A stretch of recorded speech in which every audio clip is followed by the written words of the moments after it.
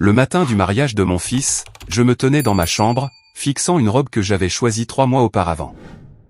Bleu marine, élégante, le genre de chose qu'une mère porte quand elle est fière. J'aurais dû être excité, pleurer des larmes de joie, appeler mes amis pour leur dire « Vous vous rendez compte que mon Blake va se marier ?» Mais ce n'était pas le cas. Au lieu de cela, je me tenais la main pressée contre ma poitrine, sentant mon cœur battre trop vite, trop fort. Quelque chose n'allait pas. Je ne pouvais pas le nommer, mais c'était là, dans mon estomac, comme une pierre lourde, froide, indésirable. Bernard aurait su quoi faire.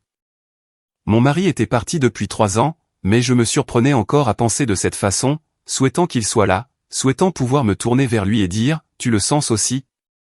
Mais Bernard n'était pas là. Et Blake, mon doux et confiant Blake, était en bas en train de se préparer à épouser Natasha Quinn. Belle, soignée, disant toutes les bonnes choses. Et pourtant, j'ai secoué la tête, j'ai repoussé cette pensée et j'ai attrapé mes boucles d'oreilles. Arrête ça, Margot. Tu es paranoïaque. Je fermais la 2e boucle d'oreille quand j'ai entendu le gravier crisser dehors. La voiture de Frédéric. Tôt, 7h30. Nous n'étions pas censés partir avant 20 minutes. J'ai attrapé mon sac à main et je suis descendu. Quand je suis sorti, l'air du matin m'a frappé, chaud, doux, le genre de journée de printemps qui vous fait croire au nouveau départ. Mais le visage de Frédéric racontait une autre histoire. Il se tenait à côté de la berline noire, les mains serrées, la mâchoire crispée. Frédéric Palmer travaillait pour notre famille depuis 15 ans. Il avait conduit Bernard à sa dernière réunion. Il m'avait conduite à l'hôpital la nuit où Bernard est mort. Frédéric ne paniquait jamais. Mais en ce moment, il ressemblait à un homme qui se maîtrisait à peine.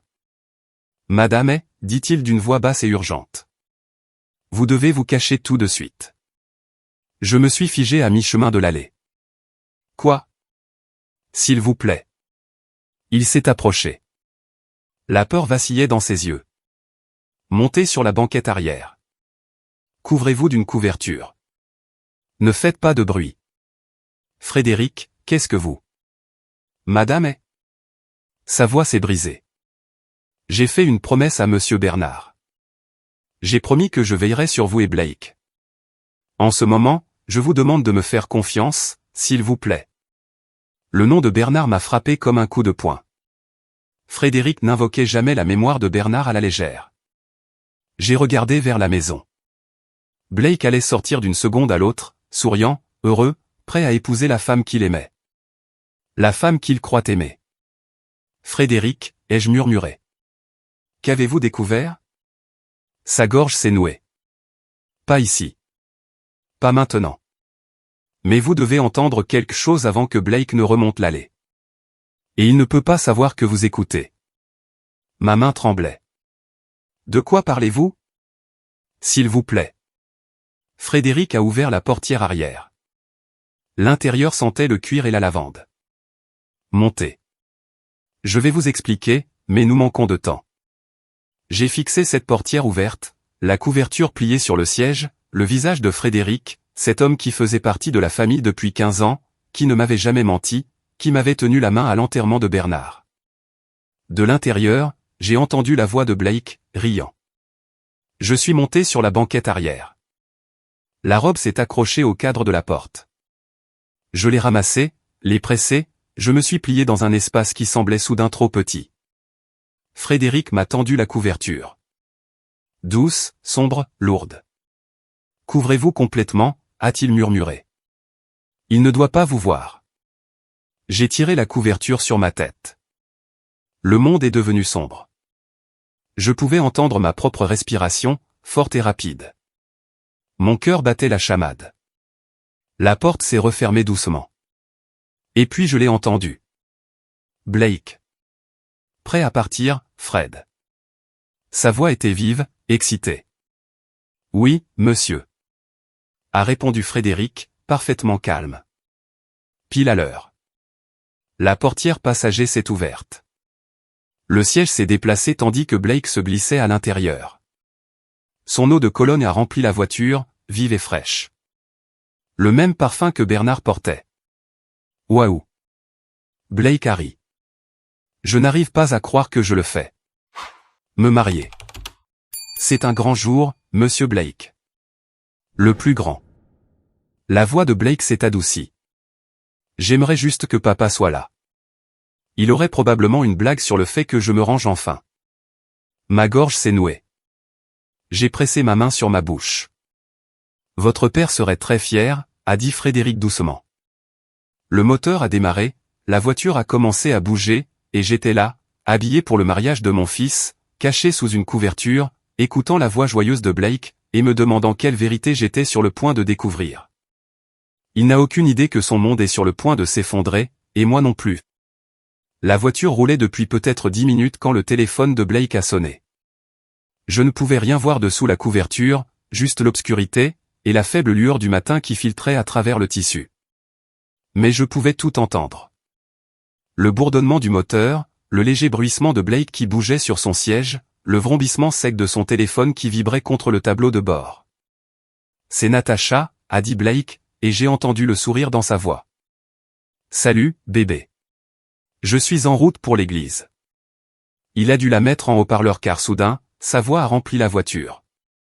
Douce, suave, parfaitement chaleureuse. Bonjour, mon beau, a dit Natacha. Comment te sens-tu? Nerveux, Harry Blake. Mais un bon stress, tu sais, comme si c'était vraiment en train d'arriver. C'est le cas. Son ton a légèrement changé. Je n'arrivais pas à le définir. Après aujourd'hui, tout change. J'ai froncé les sourcils sous la couverture. Tout change. Les mots eux-mêmes étaient normaux, quelque chose que n'importe quel marié pourrait dire, mais la façon dont elle l'a dit, il y avait quelque chose en dessous, quelque chose qui ne sonnait pas comme de la joie. Blake n'a pas semblé le remarquer. J'ai hâte de commencer notre vie ensemble. Toi, moi, tout l'avenir. Il y a eu une pause, un battement trop long. Oui, a dit Natacha, enfin, notre vie. Enfin. Enfin. Pourquoi ce mot sonnait-il si faux? J'ai pressé ma main contre ma poitrine, essayant de ralentir ma respiration. Tu réfléchis trop, Margot. Tu te caches dans une voiture parce que Frédéric te l'a dit, et maintenant tu interprètes chaque mot comme une paranoïaque. Où est ta mère? A demandé Natacha, sa voix désinvolte mais curieuse. Blake a répondu facilement. Elle vient séparément. Elle voulait un peu de temps seule pour digérer. Je pense que tu sais comment les mères deviennent émotives. Ma gorge s'est nouée. Bien, a dit Natacha, puis plus doucement, presque pour elle-même. C'est bien. Bien. Pourquoi serait-ce bien que je ne sois pas là? Le téléphone de Blake a de nouveau vibré. Un son différent cette fois. Un appel entrant qui essayait de passer. Attends, bébé, a dit Blake. Quelqu'un essaie de m'appeler. Qui? La voix de Natacha s'est faite plus vive. Je ne sais pas. Numéro inconnu. Blake l'a écarté. Probablement un appel publicitaire. Bref, où en étions-nous? Ils ont continué à parler de quelque chose concernant la réception, les fleurs, si Blake s'était souvenu de prendre sa boutonnière. Des bavardages normaux de jour de mariage, mais je les entendais à peine car le téléphone de Blake a de nouveau vibré. Le même numéro inconnu. Cette fois, la voix de Blake a légèrement changé. C'est bizarre. Le même numéro. Ignore-le, a dit Natacha rapidement. Trop rapidement. C'est le jour de ton mariage. Tu n'as pas le temps pour les télévendeurs. Ouais, tu as raison. Mais Blake semblait incertain. Ils se sont dit au revoir. Je t'aime. On se voit à l'hôtel. Et Blake a raccroché.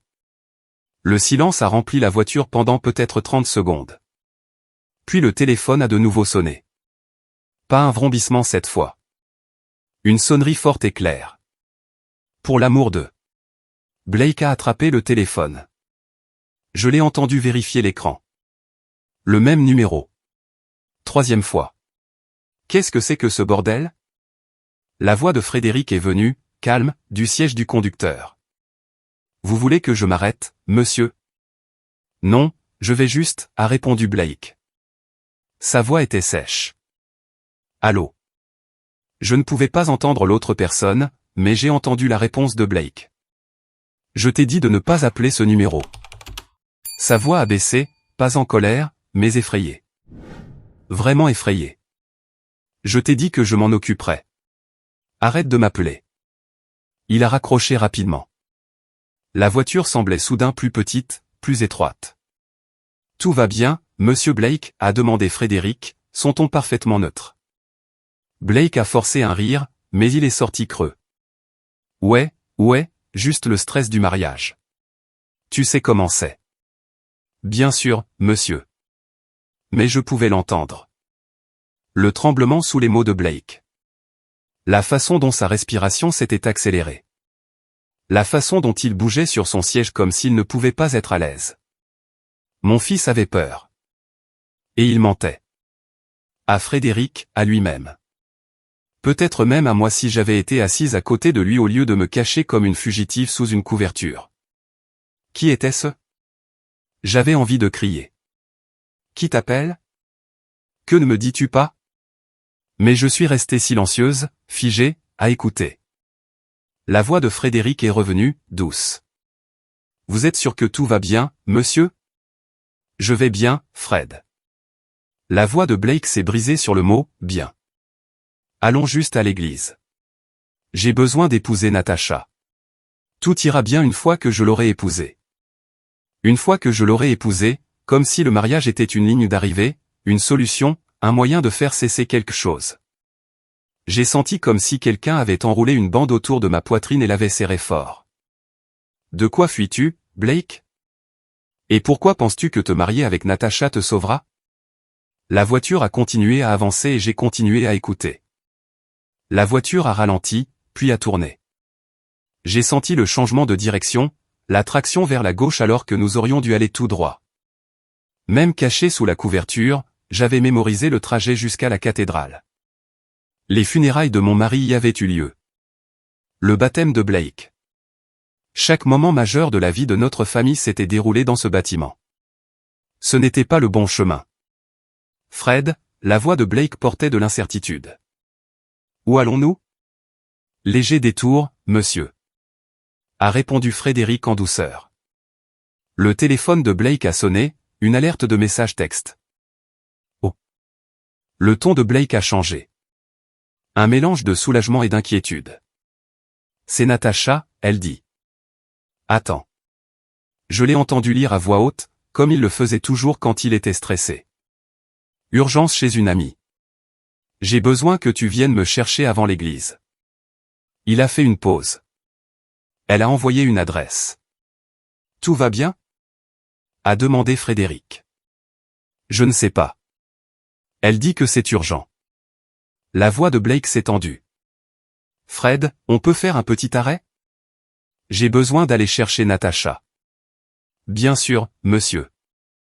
La réponse de Frédéric est venue trop facilement, trop préparée. Il savait. Frédéric savait que cela arriverait. La voiture a de nouveau tourné. Le bourdonnement doux de l'asphalte de l'autoroute est devenu la texture plus rugueuse des rues de quartier. J'ai senti chaque bosse, chaque nid de poule. C'est ici. Blake avait l'air confus. Ce quartier, c'est... Je veux dire, les amis de Natacha vivent généralement dans... Il s'est interrompu. Je savais ce qu'il voulait dire. Le cercle de Natacha, ou le cercle qu'elle nous avait montré, vivait dans des endroits comme les nôtres.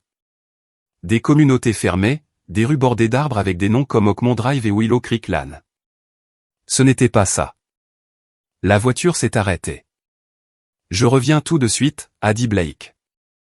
Elle m'a dit d'attendre à l'intérieur, dans le salon. La porte s'est ouverte, s'est refermée. Des bruits de pas sur le trottoir qui s'estompaient.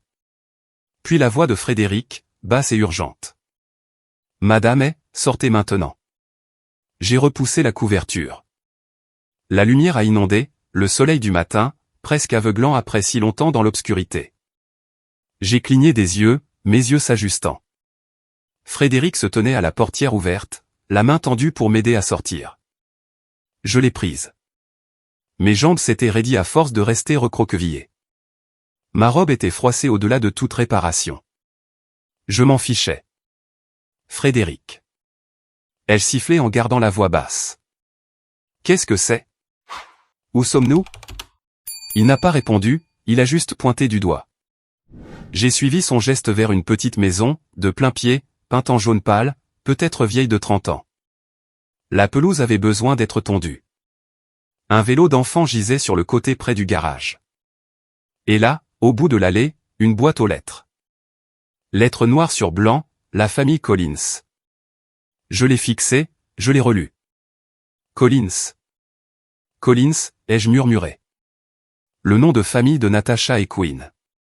L'expression de Frédéric est restée sombre. Regardez la maison, madame est. Je l'ai fait.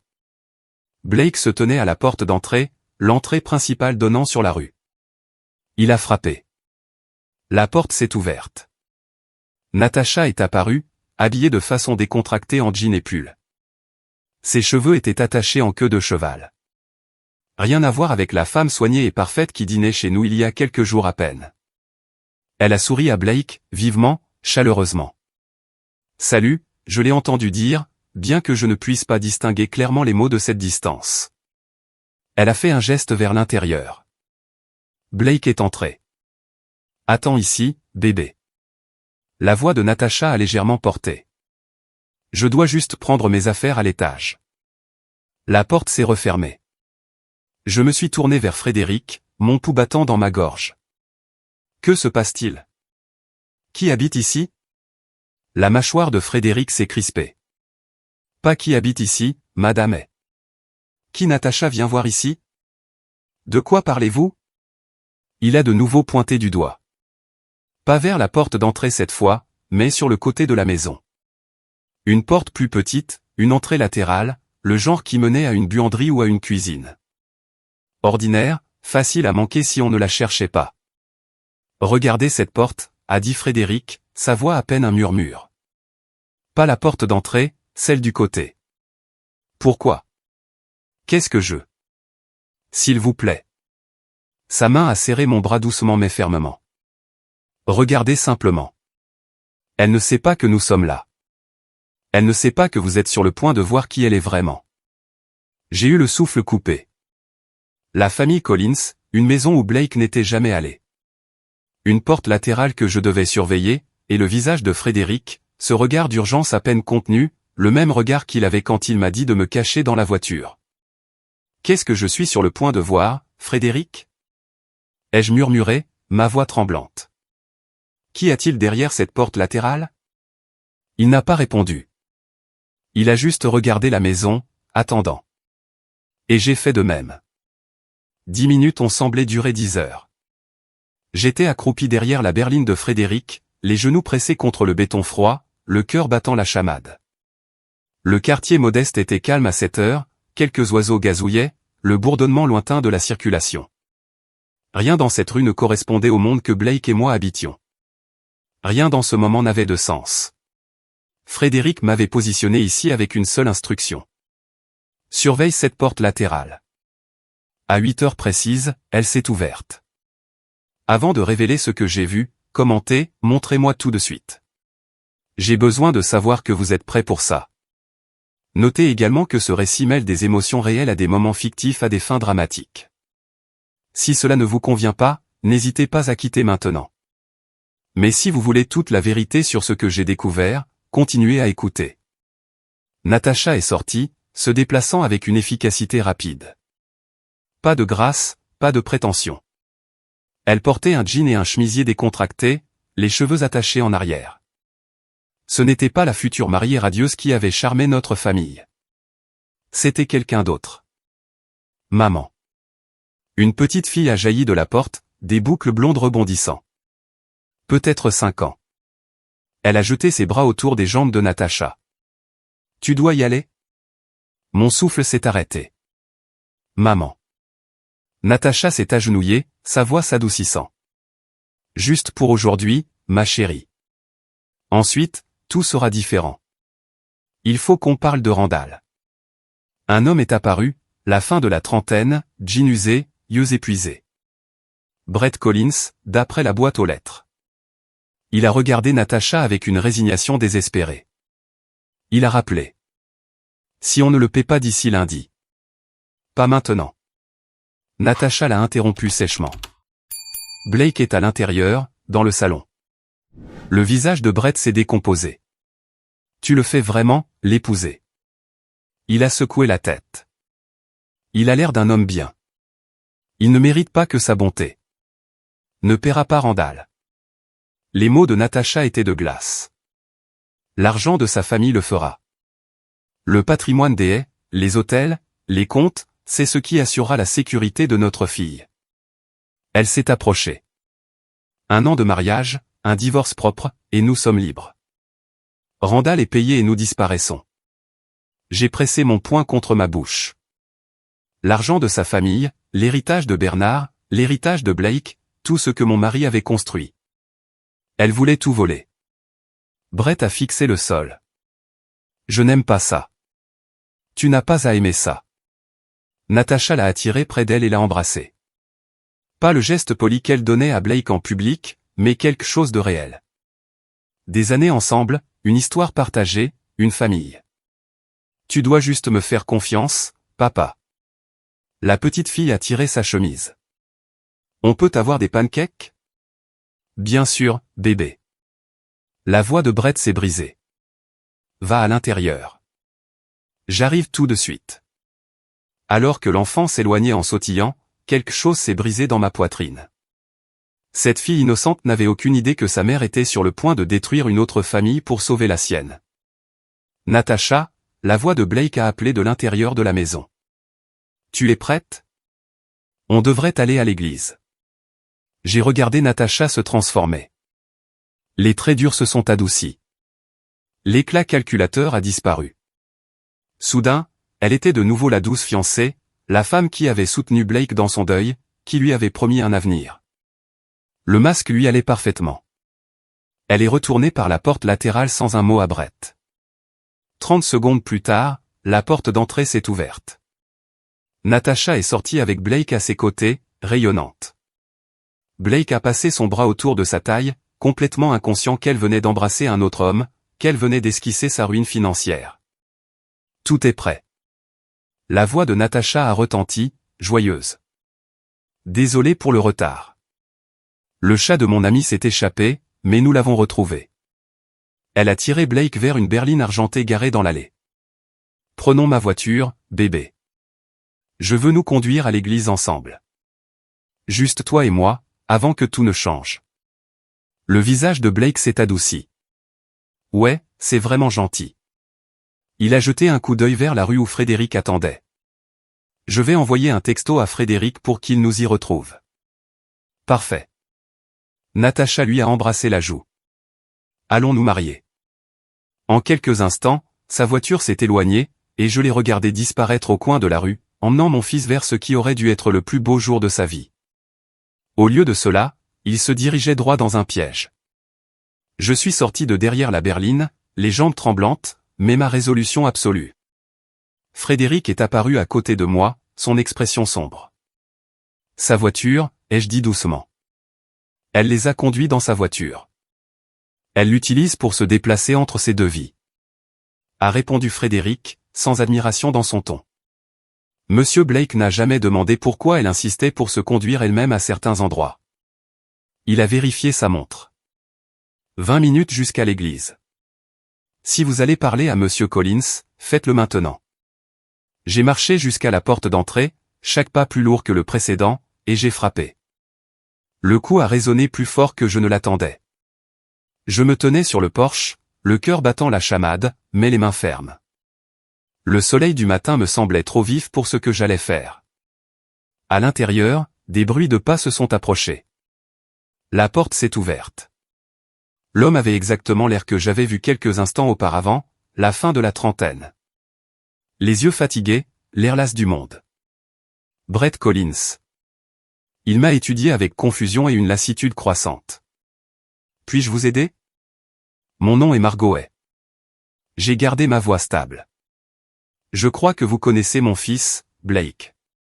La couleur a instantanément quitté son visage. Sa main a agrippé le cadre de la porte. Je ne.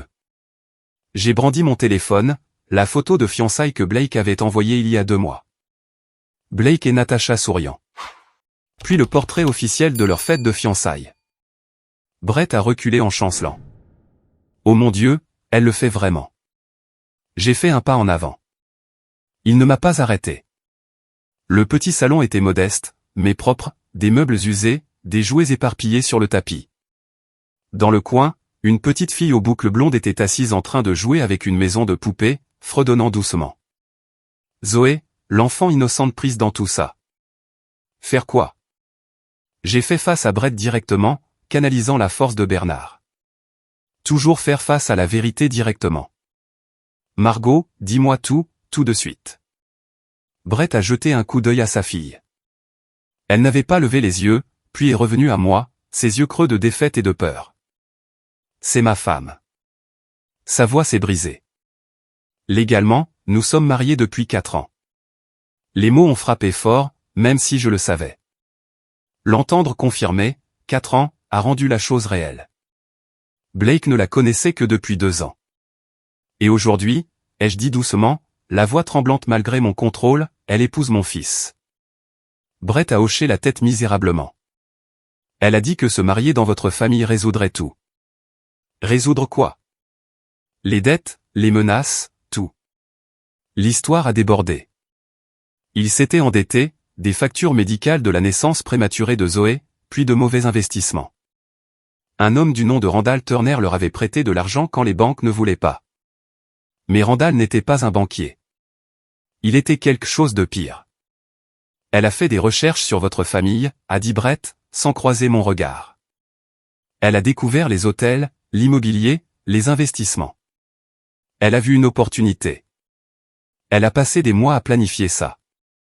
Créer une nouvelle identité en tant que Natasha Quinn, son nom de jeune fille, plus celui de sa grand-mère. Se rapprocher de Blake à cet événement caritatif n'était pas un accident. J'ai repensé à cette nuit il y a 2 ans, la collecte de fonds de l'hôpital. Blake avait été si excité par la belle femme qui partageait sa passion pour le travail associatif. J'avais été heureuse pour lui. Il s'était senti seul depuis la mort de Bernard. Tout était un mensonge depuis le début. Votre fils a l'air d'un homme bien, a poursuivi Brett, la culpabilité épaisse dans sa voix. Il ne mérite pas ça. Mais Natasha a dit que si elle pouvait l'épouser, avoir accès au compte des haies, nous pourrions rembourser Randall et disparaître. Recommencer quelque part en sécurité. En sécurité de quoi? Brett a levé les yeux, la peur authentique. S'il ne paie pas Randall bientôt, il a dit qu'il prendrait Zoé. La pièce a basculé. Prendre Zoé. Après le mariage de votre fils, nous aurions accès à l'argent. Compte joint, police d'assurance, tout ça. Natasha a dit qu'elle transférerait ce dont nous avions besoin en 1 semaine, puis organiserait un divorce en quelques mois. Sa voix est tombée en un murmure. Si nous ne payons pas Randall d'ici ce soir, il n'a pas pu finir. Il a juste regardé sa fille, toujours en train de jouer innocemment, chantant des princesses et des châteaux. Une fillette de 5 ans qui n'avait aucune idée que sa mère détruisait une autre famille pour sauver la sienne. Une petite fille dont la vie était devenue une monnaie d'échange. Je suis resté figé, l'esprit en ébullition. Il ne s'agissait plus seulement de trahison. Pas seulement de protéger Blake du chagrin d'amour ou de la perte financière. La vie d'un enfant était en jeu. Un père désespéré entraîné dans ce cauchemar. Et quelque part, un homme dangereux attendait son argent ce soir. La voix de Bernard a résonné. La bonne chose à faire est rarement la chose facile, Margot. J'ai regardé Brett Collins, cet homme brisé et désespéré, puis la petite Zoé fredonnant sa chanson de princesse. Et j'ai pris ma décision. Nous n'avions pas le temps pour les larmes. Moins de 3 heures avant la cérémonie. Bernard m'avait appris quelque chose qui m'a guidé dans la construction de notre entreprise après sa mort. Protéger la famille d'abord. Gérer les émotions plus tard. Avez-vous des preuves? Ai-je demandé, la voix vive et professionnelle. Une quelconque documentation. La tête de Brett s'est relevée d'un coup. Oui, j'ai tout gardé. Il a disparu dans la chambre. Zoé continuait de jouer dans son coin, inconsciente. 30 secondes plus tard, Brett est revenu avec un dossier en manille usée. Il a étalé le contenu sur la table basse. D'abord, le certificat de mariage. Officiel, légal, indéniable. Brett Collins et Natasha Quinn Collins, mariés il y a 4 ans. Le sceau de l'État me fixait. Ensuite, des photographies, des photos de famille s'étalant sur des années, l'hôpital avec Zoé nouveau-né, des matins de Noël, des fêtes d'anniversaire, des vacances à la plage, une vie complète documentée, un vrai mariage, une vraie famille, tout ce que Blake pensait obtenir. Les messages textes sont venus ensuite, imprimés et surlignés. Natasha a un numéro inconnu.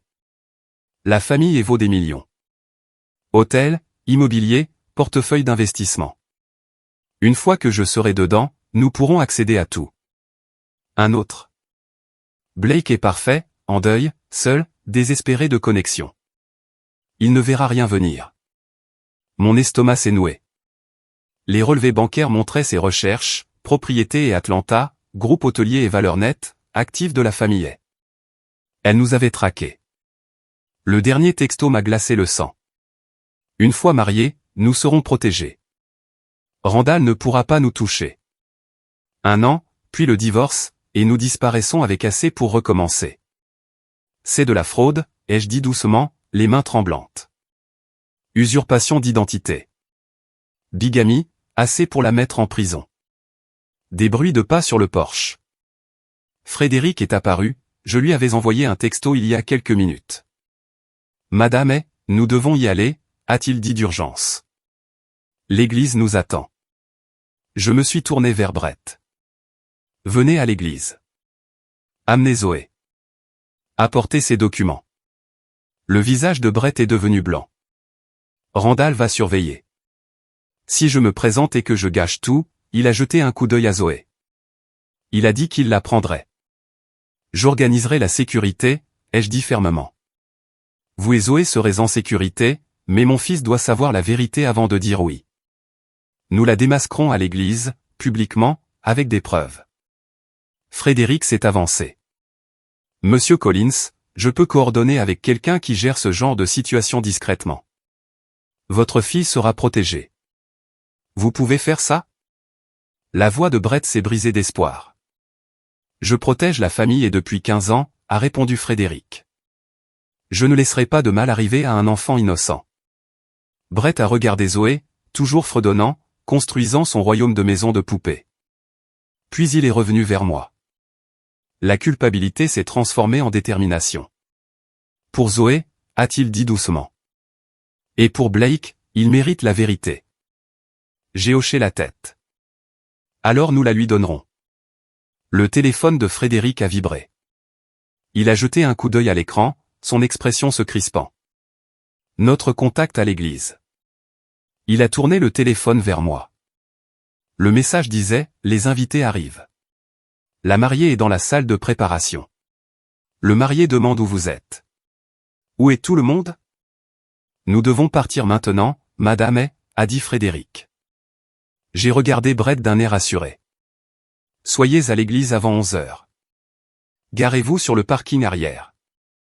Restez-y avec Zoé jusqu'à ce que je vous fasse signe. Ne laissez pas Natasha vous voir. Brett a hoché la tête, serrant le dossier. Je serai là. Et Monsieur Collins, merci de faire ce qui est juste. Alors que Frédéric et moi nous précipitions vers la voiture, mon esprit s'emballait. 3 éléments devaient converger, Blake à l'hôtel, Natasha jouant la mariée, et Brett franchissant ses portes avec l'épreuve. Le timing devait être parfait. Frédéric a tenu la portière de la voiture ouverte. L'église est à 18 minutes. Nous sommes justes. Alors conduisez vite, ai-je dit. En partant, j'ai jeté un coup d'œil en arrière. Brett se tenait sur le porche, le dossier pressé contre sa poitrine, nous regardant partir, un père désespéré essayant de réparer les choses. Nous manquions de temps. 20 minutes plus tard, je suis entré chez moi comme si de rien n'était, car Blake ne devait pas savoir. Pas encore. Dès que j'ai franchi la porte, j'ai entendu leur voix, Blake et Tyler, dans le salon, riant de quelque chose. Normal, heureux, comme un marié et son témoin devrait l'être le jour du mariage. Mon cœur se brisait, mais mon visage est resté calme. Maman. La voix de Blake a retenti, soulagée et inquiète à la fois. Où étais-tu passé? Tu es parti si longtemps. Est-ce que ça va? J'ai forcé un grand sourire, le genre que Bernard disait toujours pouvoir illuminer une pièce. Juste prendre l'air, mon chéri. J'avais besoin de me vider la tête. Grand jour, tu sais. Blake se tenait devant la cheminée, tripotant sa cravate, l'air tout à fait du marié nerveux. Tyler était assis sur le canapé, déjà habillé en témoin, souriant. Je comprends, a dit Blake en riant anxieusement. Je suis en train de paniquer ici. Tyler a ri. Mec, tu transpires comme si tu courais un marathon. Détends-toi. Blake s'est tourné vers moi, ses mains toujours en train de lutter avec la cravate. Ses yeux, les yeux de Bernard, cherchaient les miens. Maman, tu penses que Natacha est heureuse? Vraiment heureuse avec moi? Mon cœur s'est brisé, mais j'ai gardé ma voix stable. Mon chéri, ce qui compte, c'est si tu es heureux. Le visage de Blake s'est adouci en quelque chose de si authentique que c'en était douloureux à voir. Je le suis. Elle est. Elle est tout ce que j'ai toujours voulu. Intelligente, belle, gentille. Il a fait une pause, l'émotion lui serrant la gorge. Après la mort de papa, je pensais que je ne me sentirais plus jamais entier. Mais Natacha me donne l'impression que je peux respirer. J'ai dû détourner le regard. J'ai dû retenir mes larmes. Mes yeux se sont posés sur la photo de Bernard sur la cheminée. Son sourire chaleureux, la façon dont il regardait à notre mariage il y a 30 ans. J'aimerais que tu sois là, Bernard. Tu saurais exactement quoi lui dire. Tyler, inconscient de mon effondrement intérieur, a tapé sur l'épaule de Blake. Mec, tu brilles comme un sapin de Noël. Elle a de la chance de t'avoir. C'est moi qui ai de la chance, a dit Blake doucement. Puis, à moi, papa aurait été heureux pour moi, n'est-ce pas? Ma voix est sortie plus rauque que prévu. Ton père serait si fier de toi, mon fils. Si fier. Le téléphone de Tyler a vibré. Il y a jeté un coup d'œil. Et, on doit bientôt y aller. L'église dans 1 heure. D'accord. Blake s'est redressé, essayant de se ressaisir. Maman, j'ai l'air bien? Je me suis approché, j'ai ajusté sa cravate avec des doigts tremblants, de la même manière que Bernard le faisait avant les réunions importantes. Tu es parfait, mon chéri. Merci, maman. Il m'a embrassé sur le front. Pour tout, pour avoir été forte après papa, pour avoir accepté Natacha, pour être toi. Je ne pouvais pas parler, j'ai juste hoché la tête. Je dois aller me préparer. Ai-je réussi à dire? Vous deux, finissez. Je suis allé dans ma chambre, j'ai fermé la porte et je me suis appuyé contre elle. Pendant 10 secondes, je me suis permis de le sentir, le poids de ce que j'allais faire. La connaissance que dans moins de 3 heures, j'entrerais dans cette église et détruirais le bonheur de mon fils pour le sauver de quelque chose de pire. Je me suis assise sur le lit, le dossier en manille que Brett m'avait donné toujours dans mon sac à main. Preuve de fraude, de trahison, de tromperie calculée. Tout ce que Blake ne savait pas. Tout ce qu'il devait savoir. Sur ma table de chevet se trouvait une autre photo de Bernard. Celle-ci de la remise des diplômes de Blake au lycée. La main de Bernard sur l'épaule de Blake. Tous les deux riant. Père et fils. Donne-moi de la force, ai-je pensé en touchant le cadre. Je dois briser le cœur de notre fils pour le sauver. Mon téléphone a vibré. Le message de Frédéric. Monsieur Collins est en route pour l'église. J'ai contacté quelqu'un qui peut fournir un soutien de sécurité. Êtes-vous prête? J'ai tapé en retour, aussi prête que je ne le serai jamais. Je me suis levé, je me suis dirigé vers le grand miroir de ma chambre. La femme qui me regardait avait l'air calme, élégante, comme quelqu'un qui allait célébrer le mariage de son fils, pas quelqu'un qui allait le détruire. J'ai lissé ma robe, j'ai pris mon sac à main, le dossier caché à l'intérieur, et j'ai pris une profonde inspiration. C'était l'heure. Le trajet jusqu'à la cathédrale me donnait l'impression de foncer droit dans une tempête que j'avais moi-même invoquée. Mes mains agrippaient le volant, les jointures blanches. J'avais dit à Blake et Tyler de partir avec Frédéric, que j'avais besoin d'un moment seul. Ils n'avaient pas posé de questions. Pourquoi l'aurait-il fait? J'étais la veuve calme, la mère forte, toujours en contrôle. Quelle sorte de mère conduit au mariage de son fils en prévoyant de le détruire? Ai-je murmuré à la voiture vide. La réponse est venue immédiatement. Celle qui ne le laissera pas épouser un mensonge. J'ai passé des rues familières. Le coin où Bernard m'a demandé en mariage, le parc. Où Blake a appris à faire du vélo, le restaurant où nous avons célébré sa remise de diplôme. Chaque souvenir un rappel de ce que je protégeais. Bernard, si tu peux m'entendre, dis-moi que je fais ce qu'il faut. Mon esprit a dérivé en arrière, tiré par le regret. J'aurais dû le voir depuis le début. Le souvenir m'a ramené à cet après-midi il y a 2 ans, quand la lumière du soleil filtrait par les fenêtres de mon bureau. Bernard était parti depuis 1 an seulement, et j'apprenais encore à gérer l'entreprise seul. Blake avait fait irruption, rayonnant. Maman, je veux que tu rencontres quelqu'un. Il avait l'air plus heureux que je ne l'avais vu depuis les funérailles. Voici Natasha Quinn, a-t-il fait un geste avec une fierté indubitable. Natasha, ma mère, Margauet. Elle était belle, soignée, posée, avec un sourire qui semblait trop parfait. Tout en elle murmurait, j'ai ma place ici. Madame est, quel honneur. Sa voix était chaleureuse. Blake parle de vous constamment. Quelque chose semblait répéter dans cette salutation, mais j'ai repoussé cette pensée. Nous avons parlé. Natasha a dit toutes les bonnes choses sur le deuil, la guérison, à quel point Blake comptait pour elle, mais ses yeux erraient constamment sur les œuvres d'art, sur la vue de la ville, sur les meubles coûteux. J'ai grandi avec très peu, avait-elle dit. Voir ce que vous avez construit ici, c'est inspirant. Puis sont venues les questions, trop spécifiques. Comment gérez-vous un portefeuille aussi important? Avez-vous des partenaires commerciaux? Comment la planification de la succession est-elle structurée? Mon instinct a murmuré, quelque chose ne va pas. Mais Blake rayonnait, lui tenant la main comme si elle était sa bouée de sauvetage vers la vie. Ne sois pas paranoïaque, me suis-je dit. Ne deviens pas cette belle-mère.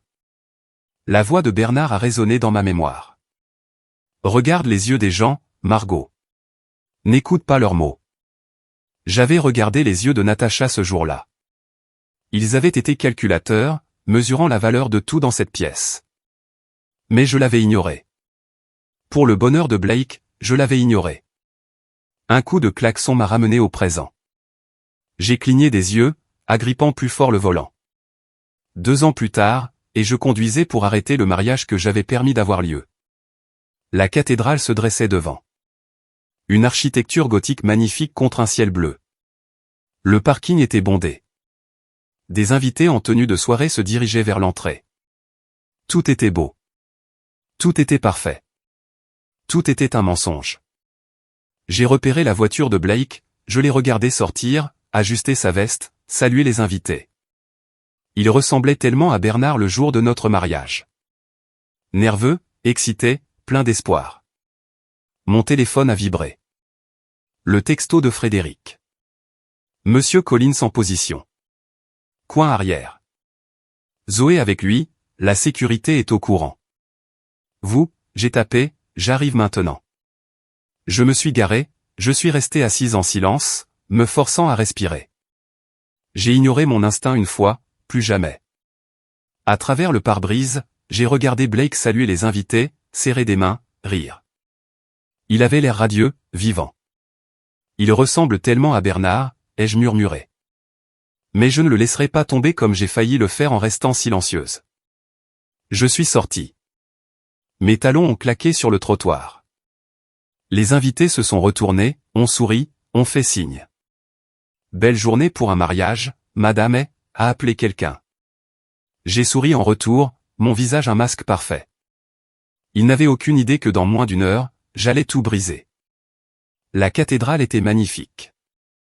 Des plafonds voûtés, des bancs en bois poli, un orgue massif scintillant dans la lumière de l'après-midi, des fleurs partout, des roses blanches et des lys tombant en cascade le long des allées, remplissant l'air de parfum. La lumière du soleil filtrait à travers les vitraux, projetant des motifs de joyaux sur le sol en marbre. Tout était parfait, exactement comme Blake et Natasha l'avaient prévu. Chaque invité était impeccablement habillé. La cathédrale bourdonnait de conversations élégantes et d'anticipation. Tous ceux qui comptaient étaient là. Je suis entré, immédiatement entouré de salutations. Partenaires commerciaux, famille, amis, des gens que Bernard et moi connaissions depuis des décennies, tous souriants, célébrant, s'attendant à une belle journée. Margot, tu es éblouissante. Walter s'est approché, l'ancien associé de Bernard, ses yeux bienveillants se plissant. Bernard serait si heureux de voir Blake s'installer comme ça. J'ai forcé un sourire. Je l'espère, Walter. Cette Natacha est une vraie perle. A-t-il continué chaleureusement. Intelligente, gracieuse, dévouée à Blake. Tu as élevé un homme bien qui a trouvé une femme bien. Mon estomac s'est noué, mais j'ai continué à sourire. Merci, Walter. Il m'a tapoté l'épaule et s'est dirigé vers sa place. Je l'ai regardé partir, me demandant combien de personnes dans cette pièce j'allais décevoir.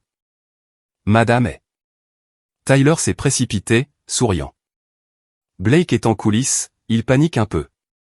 Les trucs normaux de marié. Vous voulez le voir? Oui, s'il vous plaît. Tyler m'a conduite derrière l'hôtel jusqu'à une petite salle de préparation. Blake se tenait devant un miroir, tripotant sa cravate, l'anxiété rayonnant de lui. Maman, Dieu merci. Le soulagement a inondé son visage. Je suis en train de perdre la tête ici. Mon cœur s'est brisé. C'est normal, mon chéri. Vraiment? Il a ri nerveusement. Je veux juste que tout soit parfait pour elle, pour nous. Je me suis approché, j'ai doucement écarté ses mains et j'ai arrangé sa cravate de la même manière que je l'avais fait avant son bal de fin d'année, sa remise de diplôme, chaque moment important. Blake, j'ai besoin que tu saches quelque chose. Il m'a regardé, ses yeux si semblables à ceux de Bernard.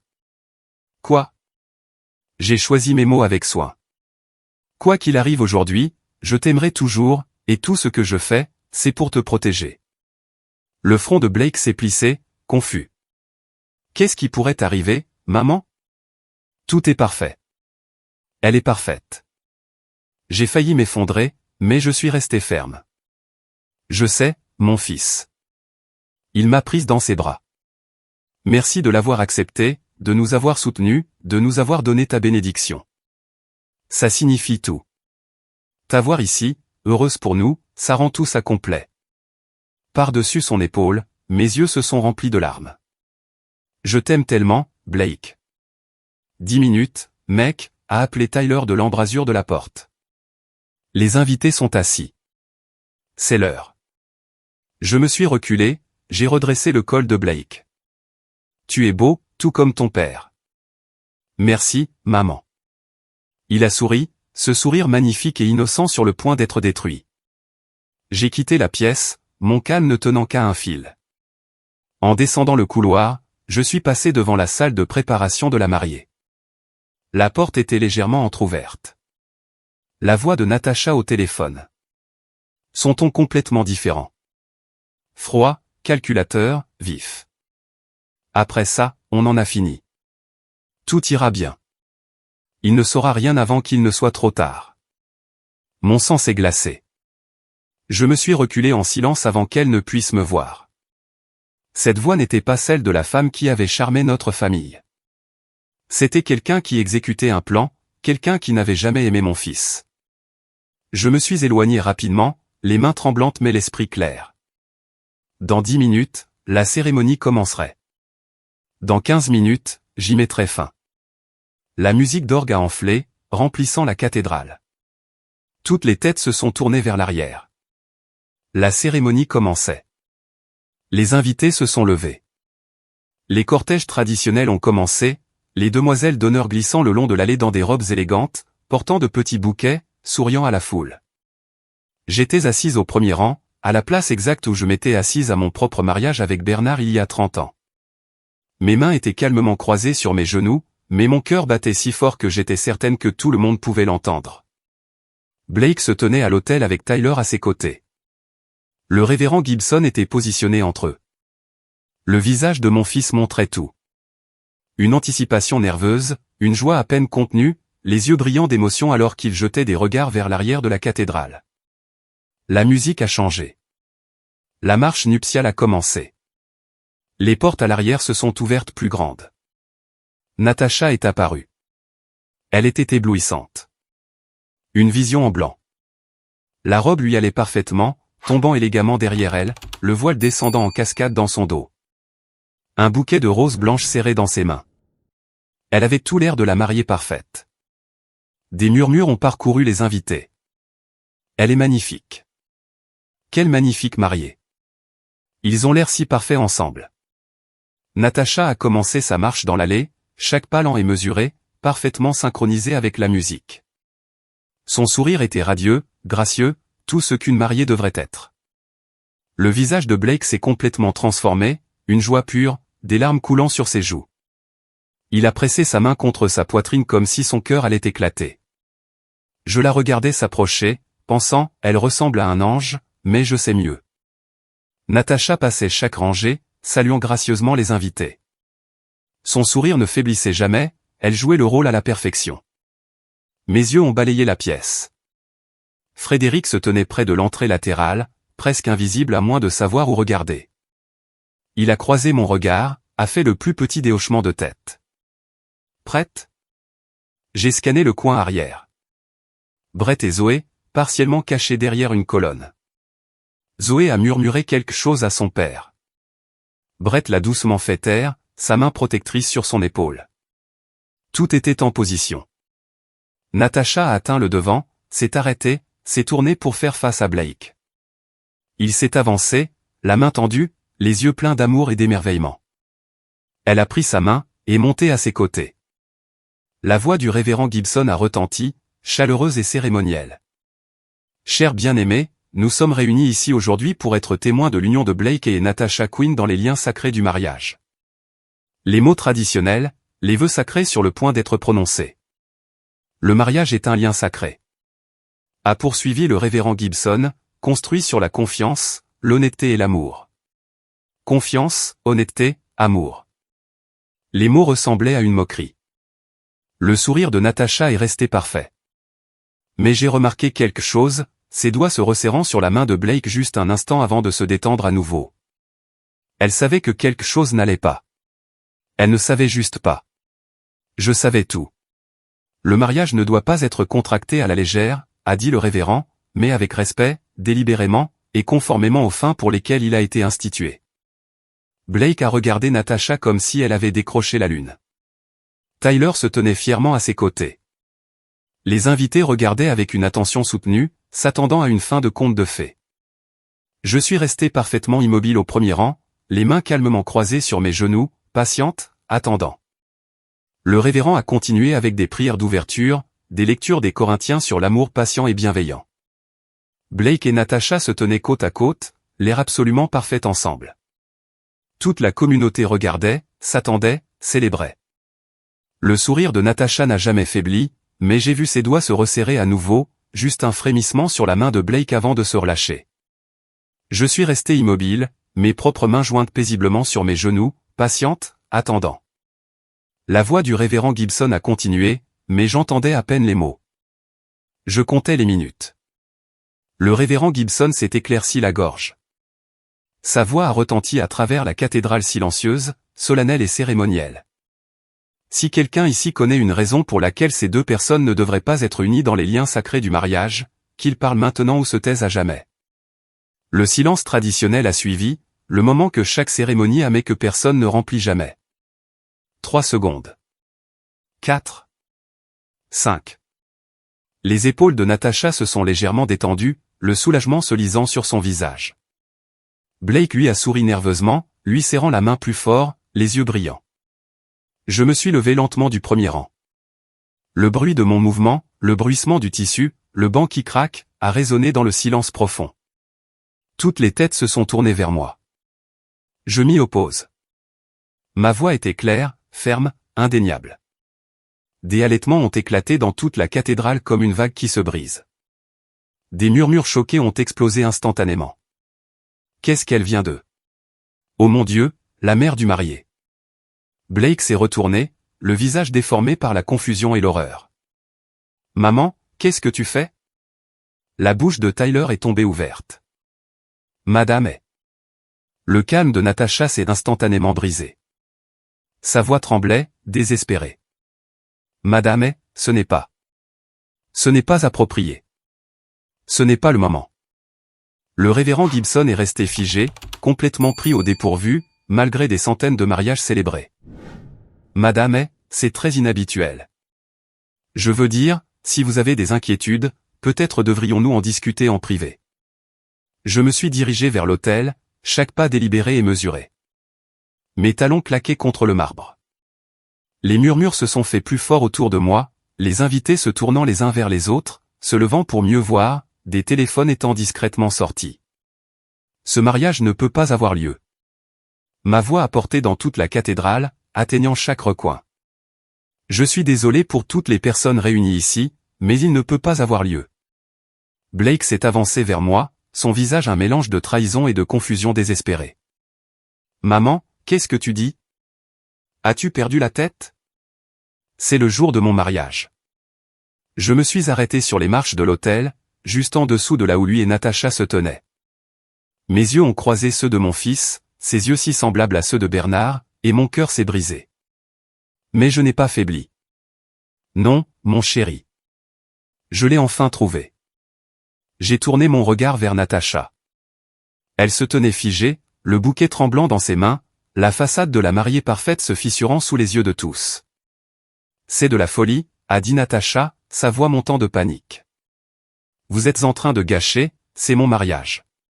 Notre mariage, Blake, ta mère est. Je l'ai interrompu, ma voix toujours calme, toujours contrôlée, parce que la femme qui se tient à cet autel est déjà mariée. La cathédrale a éclaté. Des halètements plus forts, des exclamations stupéfaites, des chaises qui raclent alors que les gens se lèvent. Quoi? Elle est mariée. À qui? Les murmures sont devenus un rugissement. Blake a reculé en chancelant comme si je l'avais physiquement frappé. Quoi?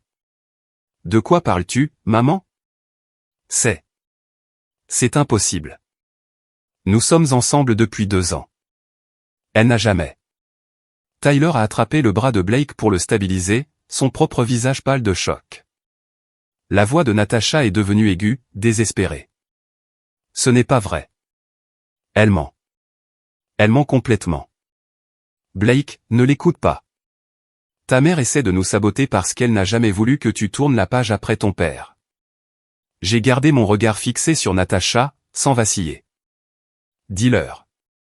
Dis à tout le monde ici pour Brett. Dis-leur pour Zoé. Le silence est tombé comme un marteau. Tous les yeux étaient fixés sur Natacha. Son visage est passé du blanc au gris. Ses mains ont commencé à trembler si fort que le bouquet tremblait visiblement. Blake a regardé entre nous, sa voix se brisant. Qui est Brett? Qui est Zoé? Maman, de quoi parles-tu? La bouche de Natacha s'est ouverte, mais aucun son n'en est sorti. Le masque s'était enfin complètement brisé. La voix de Walter est venue de quelque part dans la foule. Margot, que se passe-t-il? Je n'ai pas quitté Natacha des yeux. Brett Collins est son mari. Mari légal. Ils sont mariés depuis 4 ans. Zoé est leur fille de 5 ans. La cathédrale a de nouveau explosé, plus fort cette fois. Des voix se chevauchant, des gens debout, l'organiste se levant même pour voir ce qui se passait. Puis lentement, les têtes ont commencé à se tourner vers le fond de la cathédrale. Un mouvement a attiré l'attention de tout le monde. Et il était là, marchant dans l'allée centrale à pas mesurés, une petite fille lui tenant la main. L'homme que Natacha appelait Marie, Brett Collins, était entré dans le bâtiment. Brett Collins est entré dans l'allée centrale depuis le coin arrière, tenant la petite main de Zoé dans la sienne. La voix de Zoé a porté dans le silence profond, innocente et confuse. Papa, pourquoi tout le monde nous regarde? Brett a doucement serré sa main, sa voix douce. C'est bon, ma chérie. Marche juste avec papa. Ils ont avancé ensemble dans l'allée, chaque pas résonnant contre le marbre. La cathédrale a retenu son souffle collectif, des centaines d'yeux suivant leur progression. Des murmures ont parcouru les invités comme le vent dans les feuilles. Qui est cet homme? Il y a un enfant. Que se passe-t-il? A-t-elle dit, papa? Zoé a regardé autour d'elle, les yeux grands ouverts d'émerveillement devant les fleurs et les décorations. Papa, c'est si joli ici. Regarde toutes les fleurs. Puis elle a vu Natacha debout à l'autel dans sa robe blanche, le voile flottant derrière elle. Le visage de Zoé s'est illuminé d'une joie pure et innocente. « Maman, tu ressembles à une princesse. » La cathédrale a éclaté. Des halètements plus forts, des exclamations choquées. « Maman !» Elle l'a appelée maman. « Oh mon Dieu !» La voix de Natacha s'est brisée de panique. « Zoé, non. »« Brett, qu'est-ce que tu fais ? » ?»« Tu ne peux pas. » Blake s'est tourné vers moi, son visage un masque de confusion et d'espoir désespéré que ce soit une erreur. « Qui est cet homme ? Qui est cet enfant ? Maman, que se passe-t-il ? » Brett a atteint le devant de la cathédrale, s'arrêtant à quelques pas de l'autel où se tenaient Blake et Natacha. Il a regardé mon fils avec une sympathie sincère, puis Natacha avec résignation, puis la congrégation choquée. « Mon nom est Brett Collins. » Sa voix tremblait, mais tenait ferme, portant à travers la cathédrale silencieuse. Il a regardé directement Natacha et « Natacha Quinn Collins est ma femme. » Les murmures sont devenus un rugissement. Des chaises ont raclé. Des gens se sont levés pour mieux voir. Quelqu'un a halté. Non. Quelqu'un d'autre a dit, ce ne peut pas être réel. Brett a continué, chaque mot délibéré et clair. Nous sommes légalement mariés depuis 4 ans. J'ai notre certificat de mariage avec moi. Nous avons une maison ensemble sur Maple Street. Nous partageons un compte bancaire. Il a fait un geste vers Zoé avec une infinie tendresse. Et voici notre fille, Zoé. Elle a 5 ans. Zoé, inconsciente de la gravité du moment, a salué joyeusement la foule. Salut tout le monde, je suis Zoé. Blake a reculé en chancelant comme s'il avait été physiquement frappé. Non, non, ce ne peut pas être. Vous mentez. Vous devez mentir. Maman, dis-moi qu'il ment. J'ai attrapé le bras de Blake, le maintenant fermement alors que son monde entier s'effondrait. Je suis tellement désolé, mon chéri. Je suis tellement désolé. Mais c'est la vérité. Je les ai vus ensemble ce matin. J'ai parlé avec Brett. J'ai des preuves. Le visage de Blake est passé du choc à la dévastation. Il s'est tourné vers Natacha, la voix se brisant complètement. Natacha, dis-moi qu'il ment. S'il te plaît, dis-moi que ce n'est pas vrai. Dis-moi que tu m'aimes. Dis-moi que tout cela est réel. La bouche de Natacha s'est ouverte, s'est refermée, s'est rouverte. Aucun mot n'est sorti, seulement des larmes coulant sur son visage soigneusement maquillé, le mascara commençant à couler. L'expression de Brett s'est remplie de tristesse et de culpabilité. Je suis désolé, Blake. Je le suis vraiment. Tu as l'air d'un homme bien. Tu ne mérites pas ça. Il a fait une pause, choisissant ses mots avec soin. Mais elle prépare ça depuis des mois. Elle a fait des recherches sur la richesse de votre famille. Elle t'a délibérément ciblé à cette collecte de fonds. Nous devons de l'argent à des gens dangereux. Elle a dit, se marier dans votre famille résoudrait tout, qu'elle pourrait accéder à vos comptes, payer nos dettes, et que nous pourrions disparaître. Tyler s'est avancé, son humour habituel complètement disparu. Blake. Mec, je ne comprends pas ce qui. Blake a levé la main, le faisant taire.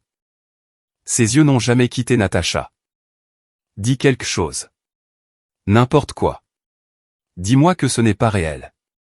Dis-moi que tu m'aimes vraiment. Le silence s'est étiré. 10 secondes. 20. Le révérend Gibson a finalement retrouvé sa voix, secouée. Je ne peux pas continuer cette cérémonie. Je n'ai jamais. Walter s'est levé de son siège, sa voix empreinte d'inquiétude. Margot, est-ce que tout cela est vrai? J'ai gardé ma main ferme sur le bras de Blake, l'ancrant. Chaque mot. Les genoux de Blake ont fléchi.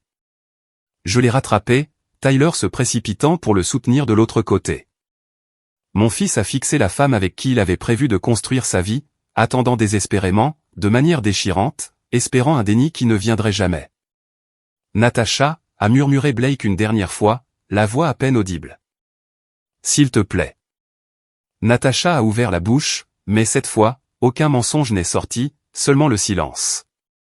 Et dans ce silence reposait sa confession complète et dévastatrice. Puis elle s'est effondrée, tombant à genoux sur l'autel. Le magnifique bouquet est tombé de ses mains, des roses blanches se dispersant sur les marches de marbre.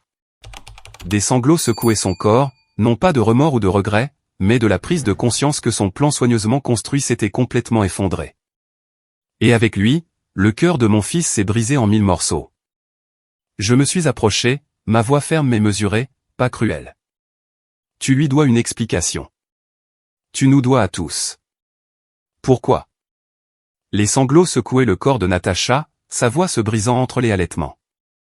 Je n'avais pas d'autre choix. Vous devez comprendre. Ma voix est restée froide, coupant ses excuses. Il y a toujours un choix, Natacha. Toujours. La voix de Blake est sortie rauque, à peine un murmure, chaque mot douloureux. Pourquoi moi? De tous les gens de cette ville. Pourquoi m'as-tu choisi? Pourquoi m'as-tu fait ça? Natacha a levé les yeux vers Blake, le mascara striant son visage en rivière sombre, son maquillage soigneusement appliqué détruit. Nous avions des dettes. Des dettes dangereuses envers des gens dangereux. Brett a parlé doucement sur le côté. Zoé était maintenant soulevée dans ses bras, son petit visage pressé contre son épaule pour la protéger du drame des adultes qui se déroulait. Un homme du nom de Randall Turner. Il nous a prêté de l'argent quand nous n'avions nulle part où aller. Des factures médicales de la naissance de Zoé, puis de mauvais investissements pour essayer de nous en sortir. Mais Randall, ce n'est pas un banquier. C'est quelque chose de bien pire. Menacé comment, j'ai insisté, voulant tout mettre à jour. Les bras de Brett se sont resserrés autour de Zoé de manière protectrice, sa voix baissant à peine audible. Il a dit que si nous ne le remboursions pas avec les intérêts d'ici la fin de cette année, il prendrait Zoé, la vendrait. Nous ne la reverrions jamais. Des halètements choqués ont parcouru les invités assemblés. Des murmures horrifiés ont suivi. Oh mon Dieu, c'est terrible. Ces pauvres gens. Comme ils devaient être désespérés. La voix de Natacha s'est élevée, désespérée et suppliante. J'essayais de la protéger. Vous ne voyez pas? J'essayais de sauver ma fille. Quelle sorte de mère serais-je si je ne faisais pas tout mon possible pour la garder en sécurité? J'ai tenu bon, insensible, détruisant ma famille pour sauver la tienne. Les sanglots de Natacha se sont faits plus forts, ses mots sortant en désordre. J'ai pensé, j'ai fait des recherches sur votre famille pendant des mois, les hôtels, les biens immobiliers, les portefeuilles d'investissement. J'ai pensé que si je me mariais dans votre famille, nous aurions accès à de l'argent. De l'argent réel, une protection. Randall ne pourrait pas nous toucher si nous avions le nom des derrière nous. Nous pourrions le rembourser complètement et disparaître. Recommencer quelque part en sécurité où il ne nous trouverait jamais. Blake s'est approché, son corps entier tremblant d'émotion. Alors, tu m'as utilisé. Tu m'as traqué à cette collecte de fonds. Tu as fait des recherches sur mon père décédé. Tu as appris ce qui m'importait pour pouvoir prétendre t'intéresser aux mêmes choses.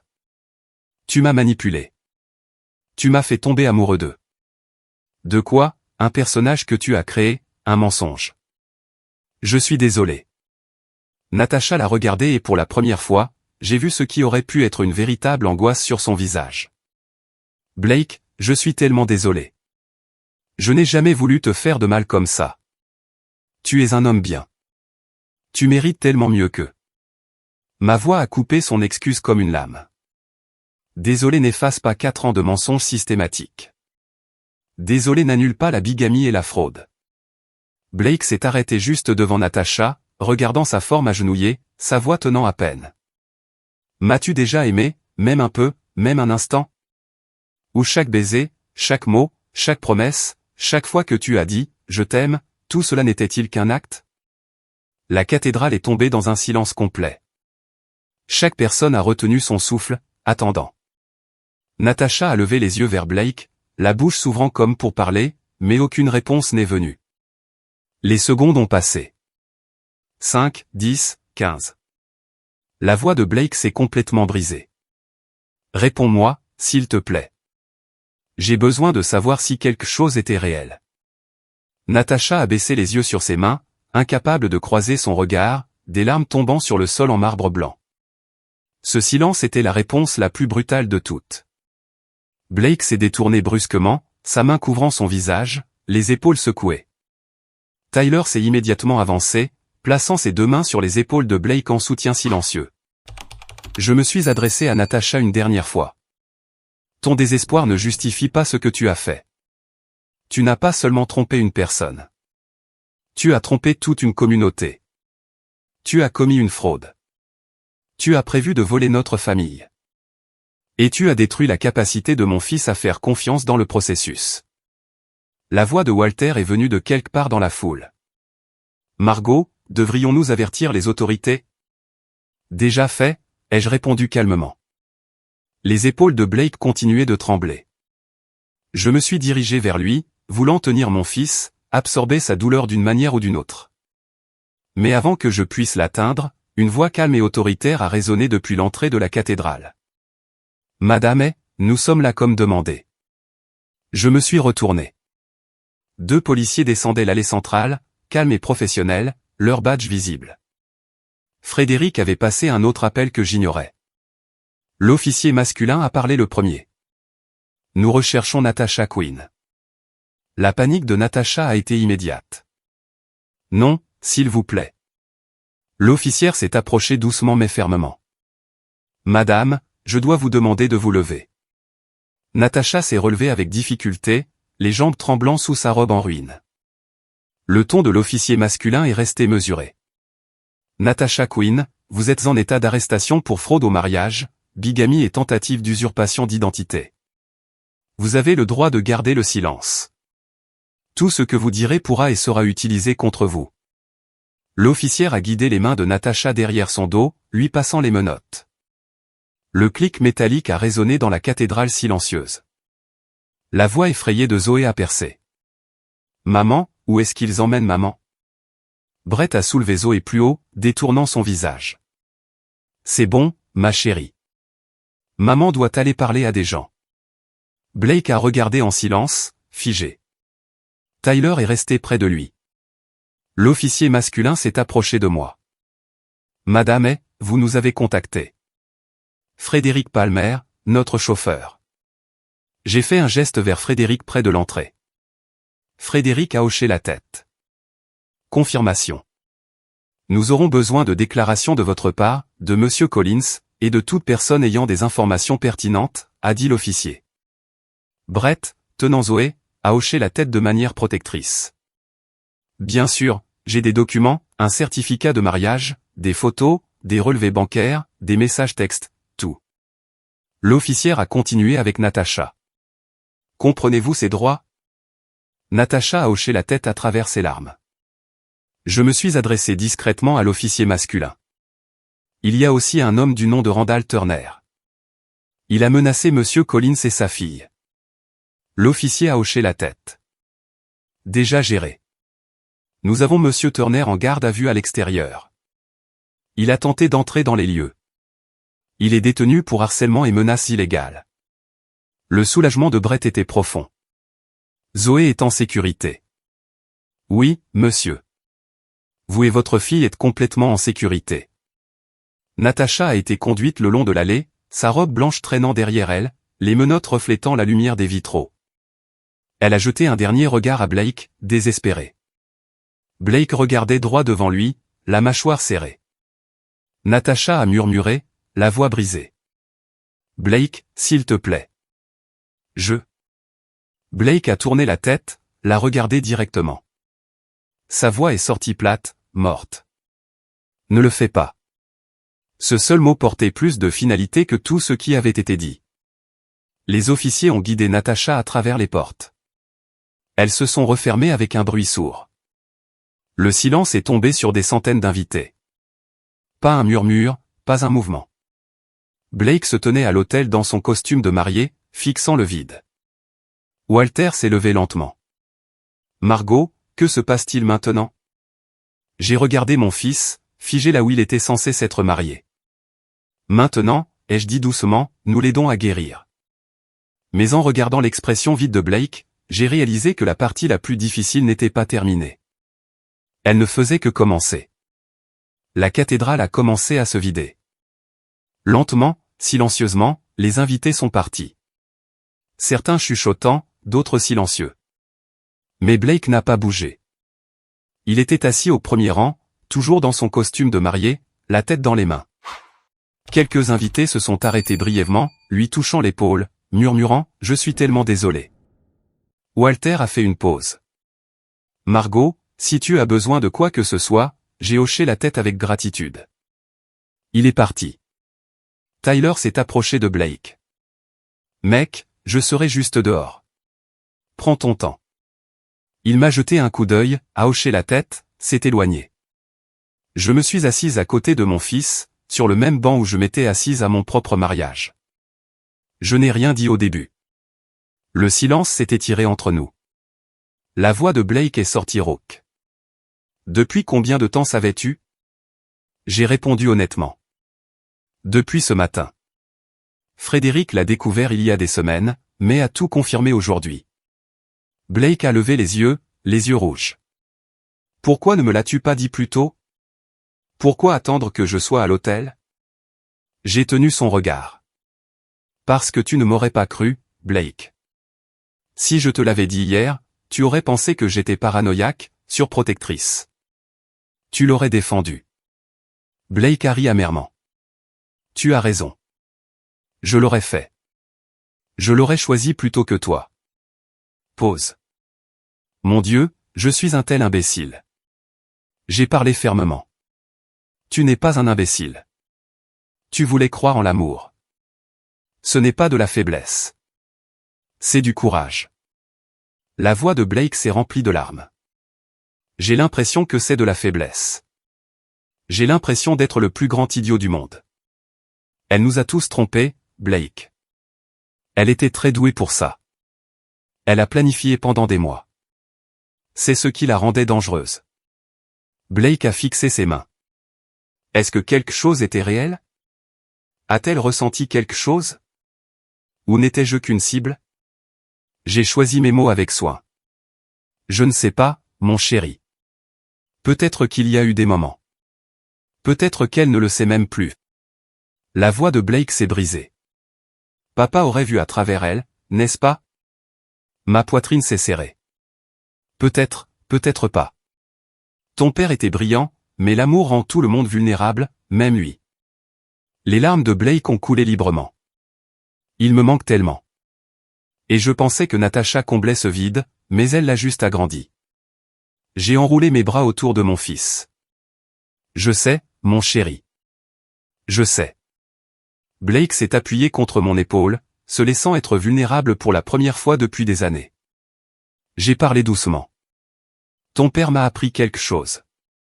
Il a dit, protège ceux que tu aimes, même quand ça leur fait mal, parce que les perdre fait plus mal. Blake a murmuré, tu m'as sauvé. J'ai fait ce que toute mère ferait. Non. Blake s'est reculé pour me regarder. La plupart des gens seraient restés silencieux. Tu as tout risqué, ta relation avec moi, ta réputation. Tu étais prête à ce que je te déteste pour me sauver. Je n'ai jamais tout risqué, ai-je corrigé doucement. J'ai risqué ta colère. Mais je ne pouvais jamais risquer ton avenir. Le silence est de nouveau tombé. Blake digérait. Que dois-je faire maintenant? Maintenant, tu guéris. Tu prends du temps. Tu laisses les gens qui t'aiment t'aider. Blake a hoché lentement la tête. Merci, maman, d'avoir été assez courageuse pour faire ce que je ne pouvais pas faire. Je l'ai embrassé sur le front. Nous sommes restés assis alors que la lumière de l'après-midi changeait à travers les vitraux, mère et fils dans la cathédrale destinée à célébrer un commencement, mais qui a révélé un mensonge. Finalement, Blake s'est levé. Rentrons à la maison, maman. Et nous l'avons fait, ensemble. 3 mois plus tard, la vie avait l'air différente, plus calme, mais en quelque sorte plus forte. J'étais assise dans mon bureau, la lumière du soleil de l'après-midi filtrant par les fenêtres. Sur mon bureau se trouvait une photo de Bernard, moi et Blake. En tant que petit garçon, tous les 3 riant de quelque chose de longtemps oublié. La porte s'est ouverte. Blake est entré, portant des dossiers de projet. Maman, j'ai terminé la proposition de développement Miller. Tu veux la revoir? Je l'ai étudiée attentivement. Il avait l'air mieux. Pas complètement guéri, cela prendrait du temps, mais plus léger. Il dormait toute la nuit maintenant. Parfois, il souriait même. « Comment vas-tu, Blake ? » « Vraiment ?» Il s'est assis, répondant honnêtement. « Certains jours sont plus difficiles que d'autres, mais ça va. La thérapie aide beaucoup. Le docteur Williams dit que je dois reconstruire la confiance lentement. Ne pas me précipiter. » J'ai senti la fierté monter dans ma poitrine. C'est très sage. Je prends mon temps, je me concentre sur le travail, sur la famille, sur moi-même. Il a fait une pause. Papa serait fier de la façon dont je gère ça, n'est-ce pas? Ton père serait incroyablement fier. Blake a souri légèrement. Je l'espère. Il a fait un geste vers les dossiers. Les affaires vont bien. Le projet Miller devrait être approuvé la semaine prochaine. Au fait, a ajouté Blake, j'ai officiellement commencé à appeler Frédéric oncle Fred. Il a même versé une larme. J'ai ri doucement. Il a mérité ce titre. Il l'a mérité lui-même. L'expression de Blake a changé. J'ai eu des nouvelles du procureur. La sentence de Natasha est tombée. Et 5 ans de fraude, de bigamie, d'usurpation d'identité. Elle purgera au moins 3 ans avec bonne conduite. J'ai hoché la tête. La justice a été rendue. Je ne la déteste pas, a dit Blake doucement. Je me sens juste désolé pour elle. Elle a tout détruit et n'a rien obtenu. Et Brett et Zoé? Brett m'a envoyé un message. Lui et Zoé vont beaucoup mieux. Tu as aidé avec leurs frais de justice pour le divorce. C'était la bonne chose à faire. Ils étaient innocents dans tout ça. Blake a souri. Brett a dit que Zoé demande encore des nouvelles de la gentille dame à l'église. Elle parle de toi. C'est une douce enfant. Rien de tout ça n'était de sa faute. Blake s'est levé. Je rentre à la maison, dîner ce week-end. Toujours. Il m'a serré dans ses bras, sincère, chaleureux. Merci, maman, pour tout. Après son départ, je suis resté seul à regarder à nouveau la photo de Bernard. Nous l'avons fait, Bernard, ai-je murmuré. Notre fils est en sécurité. On dit que l'instinct d'une mère est le plus grand des dons. J'aurais aimé faire confiance au mien plus tôt, mais à la fin, j'ai fait ce que Bernard m'a toujours appris. J'ai protégé ma famille. Blake guérit lentement, prudemment, mais sincèrement. Il a appris à reconnaître les signes avant-coureurs, à faire confiance à son instinct, à poser des questions avant de donner son cœur.